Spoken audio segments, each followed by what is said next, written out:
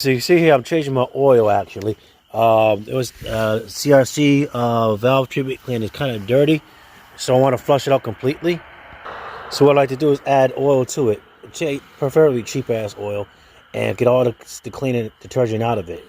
I'm also using a Ryobi leaf blower to push out the extra fluid. Now, I'm not really racing a clean thing of oil, because what I'm doing is flushing all the particles and dirt out. Damn it, I hate living by the highway. It gets very loud. So that's this right here. And, well, it's not coming out very good. Probably because it's on an angle for one. And I gotta get oxygen in this thing because it's not coming out here at all. So I have to put this up a little, air has to get inside there. Physics. Alright, I wish I could hold it. If I was using a funnel, I could do it the other way. I'm not using a funnel. I don't need it, it's not that windy. Which I don't really need a funnel. Sometimes I cut this ball in half and turn it into a funnel. Alright, that's that right there. See how it's coming out? It's coming out clear. I'm not happy with this. Let's turn on the Ryobi. Because it's going to blow really hard, so I'm going to freaking push it forward. Because you know it's going to come out forward a little more with extra pressure.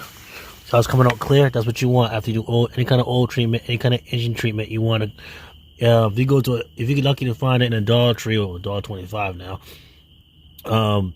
because you're only using it to flush out settlements. You're not keeping it in the car. In that case, you can use any weight. I like to use thinner ones. Go on and go like water. Okay, that's that right there. We cap this bad boy off. Twice in 1 week here. Where's a cap for this shit? Those are these goddamn coyotes gonna sneak up on my ass. They're cute and all. It depends. The one pack I was cool with, they were killed unfortunately. So these other pack I'm not really chill with. Here's a Ryobi. Watch the difference here. There's the difference. There's your difference. I'll keep this on until it stops coming out. And that's probably why I got excess in there, because you know, I was dumping it. It was on an angle. It was all through the system. Yeah, it's coming out black and everything. I got another quart I could probably use. That, my friend. Gotta love physics. I'm gonna have to change the battery on this one, unfortunately. I'm really bad at charging batteries, phones, and everything. Better than my cell phone, and even sometimes then. Alright, so I hope this tip helps you out. Again, if you use a CRC valve cleaver, you're going to have to go through the brake booster if you know what you're doing, or you take off the air intake. I'll put the cold air intake on here.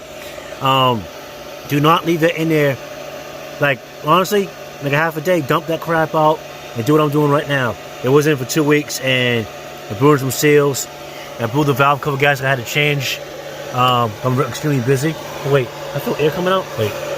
Okay, air coming from the top. Okay, so it's not coming from the side here. That's another way to check the air checks. So that gets cleaned out. And my purge canister got overwhelmed, so I'm going to change the purge canister.